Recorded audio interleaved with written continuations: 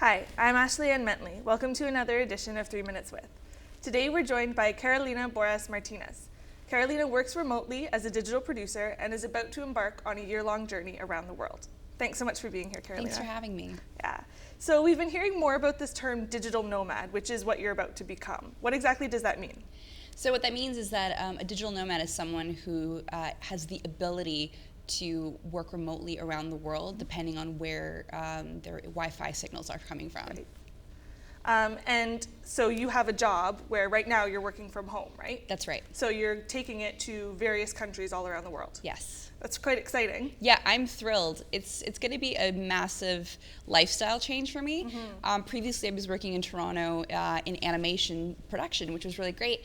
But this opportunity to travel around the world while being employed came up, and I thought, I got to take it. So right. How often do you get the opportunity to travel around the world and still make all of your money at the same time? Right? Right? It's insane, right? Luckily, though, these kinds of opportunities are increasing.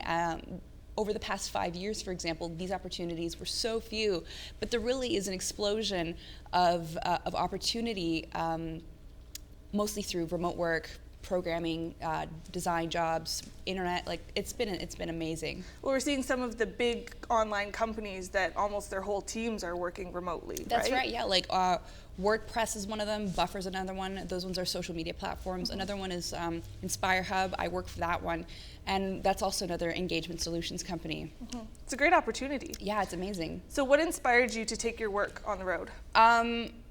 It really was the cubicle lifestyle of working, just really dedicatedly in one location for an extended period of time. And I've come to a point in my life where I really wanted to travel, but how do you have that opportunity to save thousands upon thousands of dollars, take 2 years off of your career path that you're dedicated to, and then rationalize that to future employers in the future? Well, I thought, if I can work while doing things that are relevant to my career and travel, then that just seems like a great way to do it. Makes sense to me. Where are you headed to first? So first off, we're actually heading this Friday to Dublin, Ireland. So that's going to be our first stop. We chose Dublin actually because the flight was actually really, really great price. The one-way ticket was really affordable.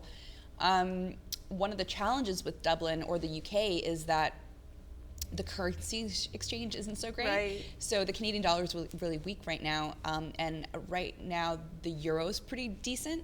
So those are the kinds of things that I have to keep in mind where I'm choosing where to live next for the next couple weeks, maybe a month, depending on the visa duration. Right, there are a lot of things to consider. Yes. Right? Well, overall, it sounds like an incredibly exciting trip. Yeah, exciting and nerve-wracking too. Absolutely. Well, thank you so much for being here. Thanks for joining us. My pleasure. All right. I'm Ann, and you've been watching another edition of 3 Minutes With.